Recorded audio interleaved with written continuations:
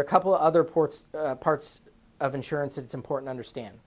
PIP is the first one, and PIP stands for Personal Injury Protection.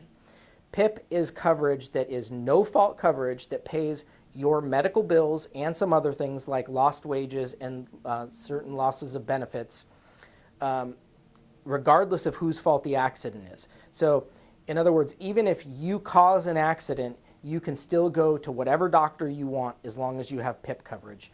And PIP is usually $10,000 is the PIP limit. Sometimes the PIP limit goes up to $35,000. It can even go up to $50,000.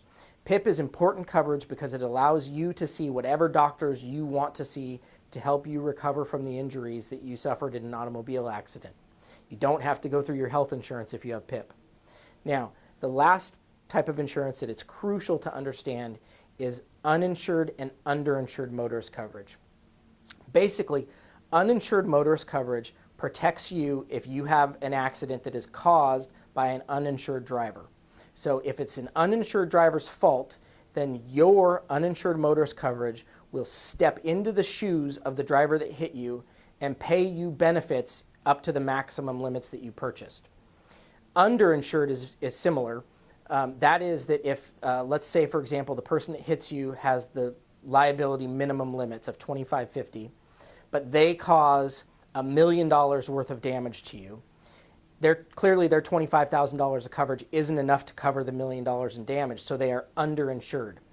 Now, underinsured motorist coverage in those situations will step in and make up the difference once the liability limits have been reached from the third party.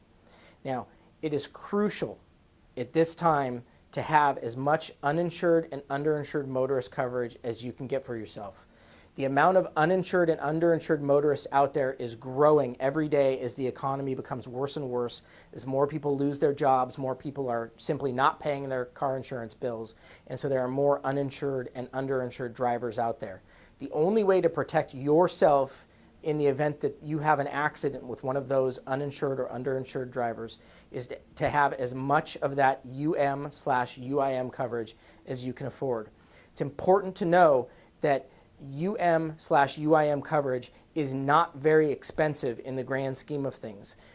Just because you purchase, say, 10 times more coverage than you already have, say you have right now $25,000 of UM/UIM coverage and you want to purchase $250,000, 10 times more, it does not raise your premiums by 10 times. So I would definitely contact an insurance agent, ask them about increasing your UM/UIM limits and see how much that would cost you.